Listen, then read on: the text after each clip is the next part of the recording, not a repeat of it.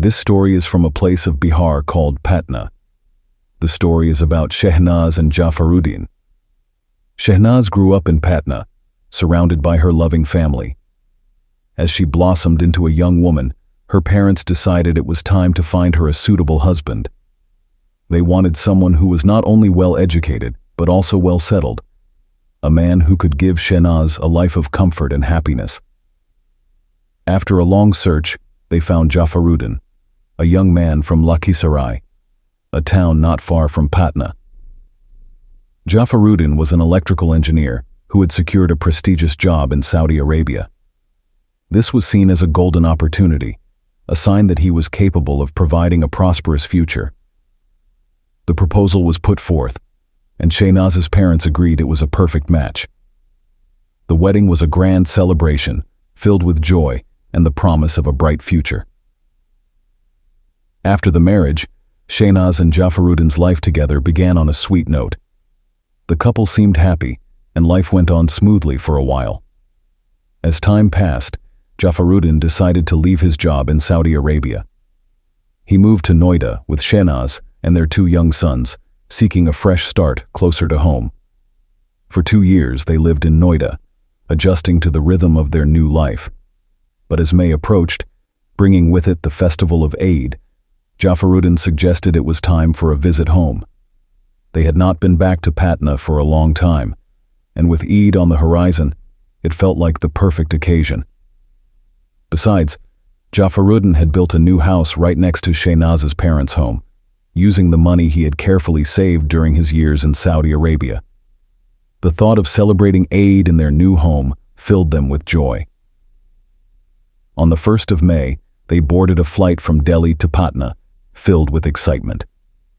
The next day, on the evening of the 2nd of May, Jaffaruddin took their sons out for a bit of shopping, perhaps to buy some special treats or gifts for the upcoming celebration. Later that night, Shehnaz prepared a lavish dinner, including Jaffaruddin's favorite, chicken biryani.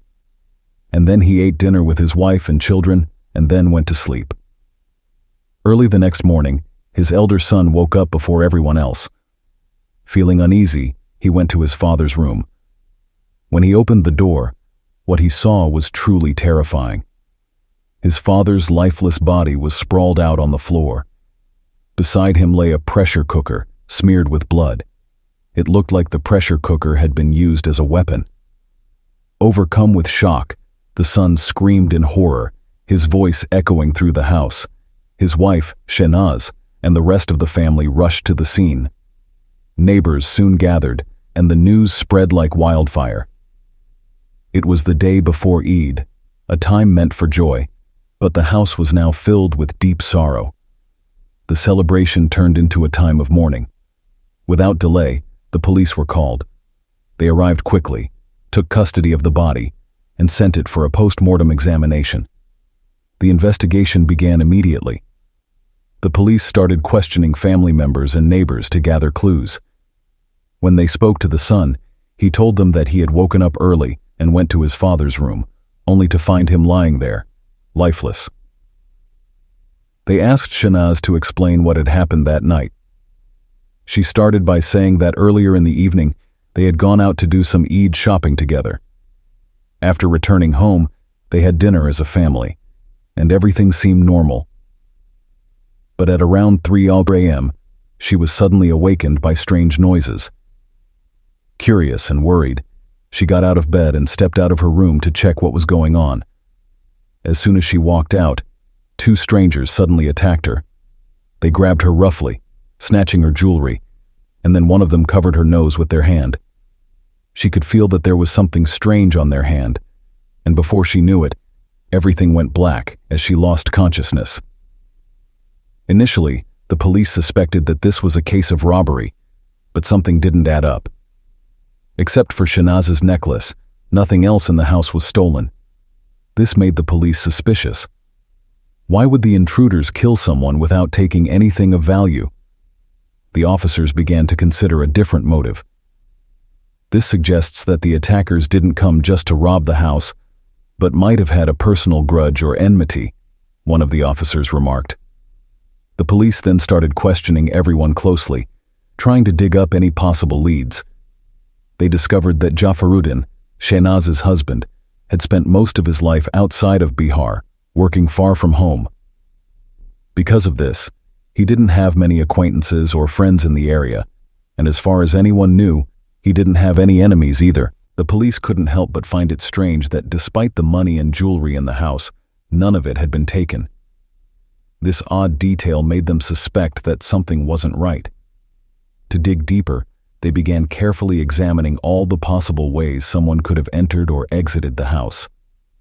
After thoroughly checking, they realized that the only way to enter the house was through the main door. There were no other entrances or exits. What made things even more curious was that there were no signs of forced entry. No doors were broken, no windows shattered, and no locks tampered with. It seemed that whoever entered the house did so without any struggle, suggesting that the person might have been familiar with the household. This raised the unsettling possibility that the intruder could have been someone from within the family. Despite questioning Shehnaz and other family members repeatedly, the police were still at a loss for clear answers. They were determined to find some lead, so they asked Shehnaz for her mobile phone to further their investigation. Without any hesitation, Shehnaz handed over her iPhone, which she mentioned was a gift from her husband some time ago. The police carefully examined the phone and checked its call records, hoping to find a clue. But even after going through the details, they came up empty-handed. The police were baffled, but they couldn't shake the suspicion that someone within the family might be involved in the crime. The two children were still too young to be capable of such an act, so they were quickly ruled out as suspects. Even though it's possible for crimes to be committed at any age, the police's main focus turned toward Shehnaz. They decided to investigate quietly and subtly, talking to neighbors and questioning relatives without raising too much attention. They asked about everything, from the time Shehnaz and Jaffaruddin got married, to why Jaffaruddin had left Saudi Arabia and returned to India, and why he had chosen to live in Noida. During their inquiries, the police learned something curious. This was the first time in 2 years that Jaffaruddin had come to celebrate Eid near Shehnaz's family home. They couldn't help but wonder why he had decided to do so this year. As the investigation went on, more details began to surface. Stories about Shehnaz and her past that added layers of complexity to the case. It was discovered that during her school years, Shehnaz had a boyfriend named Kamal. They spent a lot of time together, and soon their friendship became the talk of the entire school. In a somewhat movie-like manner, they would walk around holding hands, which many people disapproved of. The issue eventually reached the teachers, and then the principal. It was found that there was a boy and a girl openly showing their love, which was affecting the other students. The principal called both sets of parents and explained that their children's behavior was setting a bad example for others. He warned them that this was the time for studying, not for such activities. However, when the two didn't change their behavior, they were expelled from school. After this, Shehnaz joined another school, while Kamal continued his studies elsewhere for a while. Kamal later decided to start working to save enough money to marry Shehnaz. They were both out of school, and this story became known to the neighbors and everyone around. In the end, Shehnaz's family discovered her relationship with Kamal. But there was a big problem: money. Shehnaz's family was well off, while Kamal came from a much poorer background. Because of this, Kamal was not seen as a suitable match for marriage, especially since he wasn't doing anything noteworthy with his life. No parent would want to marry their daughter to someone who was unemployed. As time went on, the family became increasingly worried that Shehnaz's connection with Kamal might hurt her chances of getting married to someone else. So, they began searching for a good match for Shehnaz. But finding someone nearby was tough, because everyone in the neighborhood knew about her history with Kamal from their school days. Finally, through some relatives, they learned about a boy named Jaffaruddin. He was an electrical engineer working in Saudi Arabia, earning a good income, and had a solid reputation. When his family met Shehnaz, they quickly agreed to the proposal. The marriage was arranged, and Shehnaz and Jaffaruddin were married. After the marriage, Jaffaruddin returned to Saudi Arabia, leaving Shehnaz behind. Meanwhile, Shehnaz reconnected with her childhood love, Kamal. Slowly, they grew close again. Jaffaruddin spent most of the year, 11 months, in Saudi Arabia, and only came back home for 1 month during vacations, so he stayed unaware of what was happening. During this time, Shehnaz had 2 sons. Since Jaffaruddin couldn't bring his family to Saudi Arabia, he decided to buy a piece of land next to his in-laws' house and built a lovely home there. His idea was for his wife and sons to live there, and if they ever needed help, the in-laws would be right next door. With this in mind, he bought the land and built the house. As time went on, Shehnaz and Kamal's love grew stronger. Kamal would come to her house and spend time with her. As time went by, Shehnaz's sons grew older.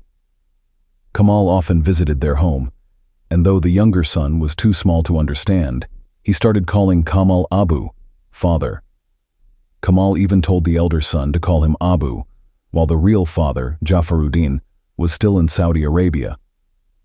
One day, as Shehnaz was talking, Kamal was visiting the house often. The elder son, who was becoming more mature and learning to tell the difference between right and wrong, began noticing that something wasn't right between Kamal and his mother. He mentioned Kamal's frequent visits to his father a few times over the phone.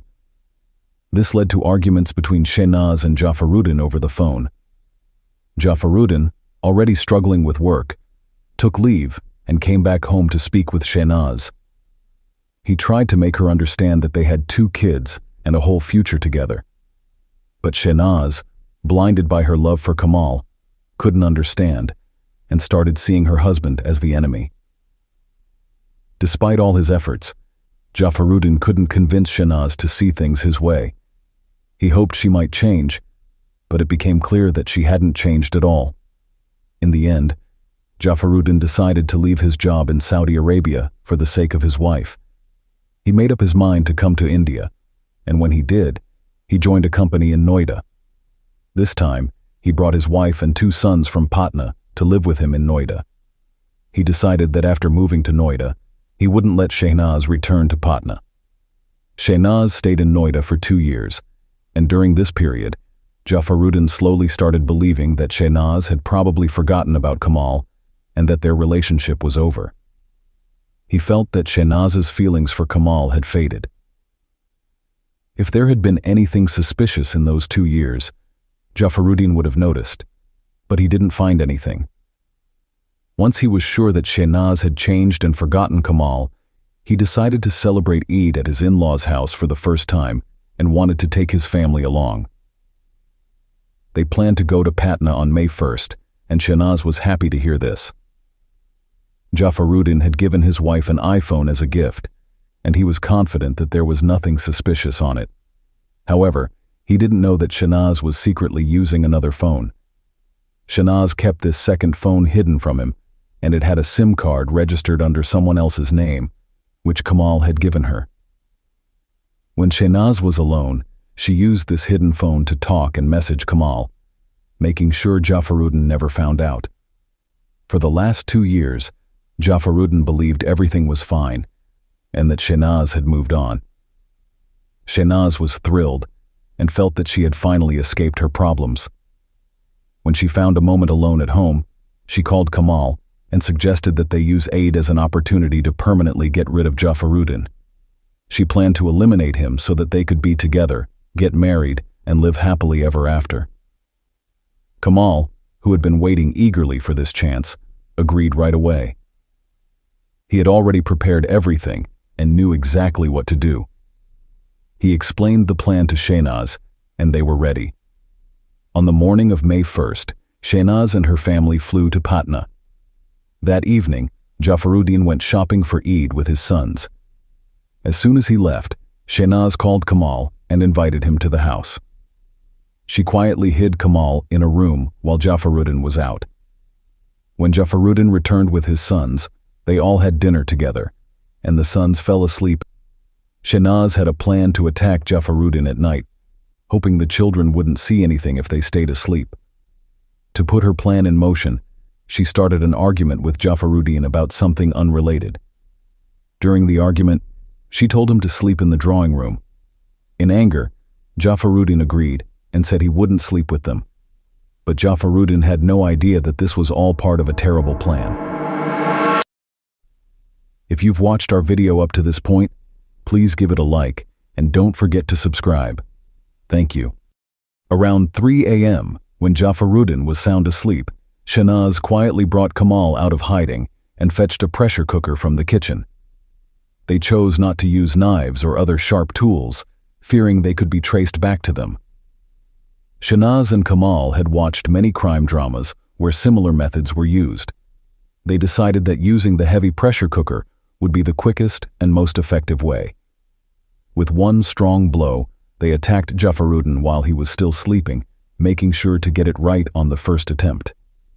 After the initial attack, Shahnaz and Kamal continued to strike Jaffaruddin on the head repeatedly until they were certain he was dead. By around 3:30 a.m., with the entire house still in deep sleep, Kamal quickly left the house. Shahnaz locked the door behind him and quietly waited in her room for the morning to come. She planned to wait until her son woke up and discovered the body so she could put her prepared story into action. When morning arrived and her son found the lifeless body, Shahnaz was ready with the story she had carefully crafted. She would claim that 2 intruders had broken into the house, attacked her, stolen her chain, and then killed her husband before fleeing the scene. This was the story Shahnaz had meticulously planned. But with nothing stolen except for the chain and no other valuables missing, it was clear that robbery wasn't the true motive.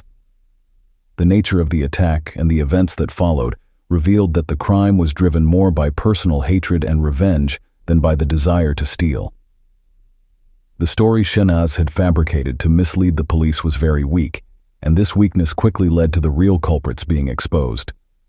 Later on, the police discovered the other phone that Shahnaz used to communicate with Kamal. The call records found on that phone became crucial evidence in the investigation. On May 10, 2022, Kamal and Shahnaz were arrested. They appeared in court, and their trial is still ongoing. Both Shahnaz and Kamal are now in Patna jail. In this tragic incident, the only loss was that of a poor, hard-working man who wanted nothing more than to support his family and keep his wife happy. Now, their 2 sons are left without a father. The protective shadow of their father is gone, and it's unclear how long Shahnaz and Kamal will remain in prison. This was today's story. If you've watched the video this far, please give it a like, and don't forget to turn on notifications. Thank you.